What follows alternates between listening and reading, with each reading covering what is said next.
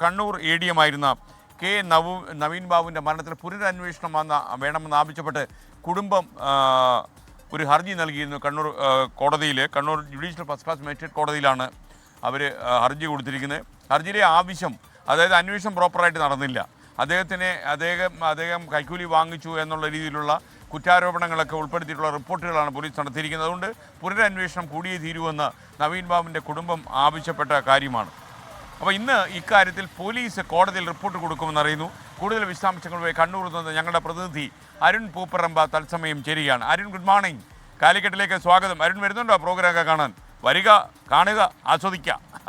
Okay, നമ്മുടെ നവീൻ ബാബുവിൻ്റെ കുടുംബത്തിൻ്റെ പരാതിയുടെ അടിസ്ഥാനം പറയും.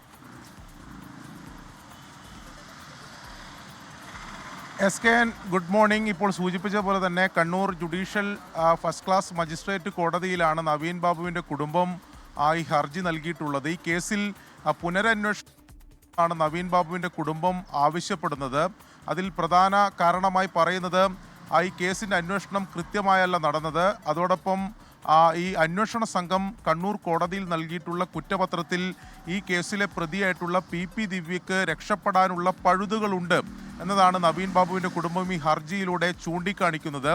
അതിൽ പ്രധാനമായും ഇതിലുള്ള മൊഴികൾ, ഈ കുറ്റപത്രത്തിൻ്റെ ഭാഗമായിട്ടുള്ള മൊഴികളെല്ലാം അതിൽ പലതും നവീൻ ബാബുവിനെതിരായിട്ടുള്ളതാണ്. PP ദിവ്യയ്ക്ക് അനുകൂലമായിട്ടുള്ള മൊഴികളാണ് ഇതിൽ ചേർത്തിട്ടുള്ളത്.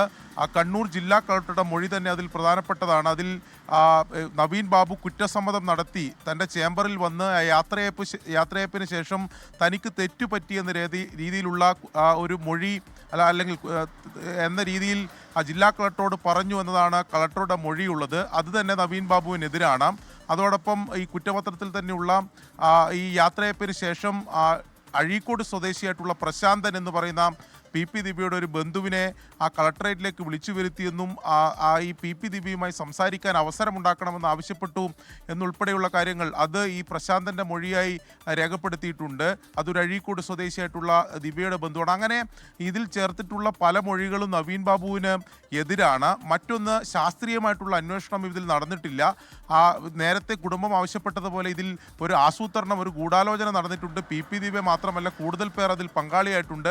ആ കാര്യങ്ങളിലൊന്നും അന്വേഷണം നടന്നില്ല എന്നതാണ് ചൂണ്ടിക്കാണിക്കുന്നത്. അതുകൊണ്ട് ഇതെല്ലാം ഉൾക്കൊള്ളിച്ചുകൊണ്ടുള്ള ഒരു പുനരന്വേഷണം വേണമെന്നാണ് ഹർജിയിൽ ആവശ്യപ്പെടുന്നത്. ഇന്ന് case Kannur judicial first class magistrate കോടതി പരിഗണിക്കും.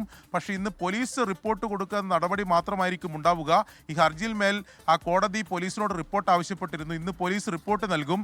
എന്നാൽ ഈ പുനരന്വേഷണത്തെ അനുകൂലിക്കുന്ന ഒരു റിപ്പോർട്ട് ആയിരിക്കില്ല പോലീസിൻ്റെ ഭാഗത്തുനിന്നുണ്ടാവുക എന്നതാണ് നമുക്കിപ്പോൾ മനസ്സിലാക്കാൻ സാധിക്കുന്നത്. ഈ റിപ്പോർട്ട് പരിശോധിച്ച ശേഷം അടുത്തൊരു തീയതിയിലേക്ക് ഈ കേസ് കോടതി മാറ്റും. അന്നായിരിക്കും ഈ ഹർജിയിൽ മേലുള്ള വിശദമായിട്ടുള്ള വാദം നടക്കുക. SK. Okay, thank you Arun Pooparamba. ലോകത്തെവിടെയായാലും ഏത് സമയത്തും 24 വാർത്തകളും ഓഗ്മെന്റഡ് റിയാലിറ്റി പാക്കേജുകളും എക്സ്പ്ലെയിനറുകളും വിശദമായി കാണാൻ ഞങ്ങളുടെ YouTube ചാനൽ നിങ്ങൾക്ക് സബ്സ്ക്രൈബ് ചെയ്യാം.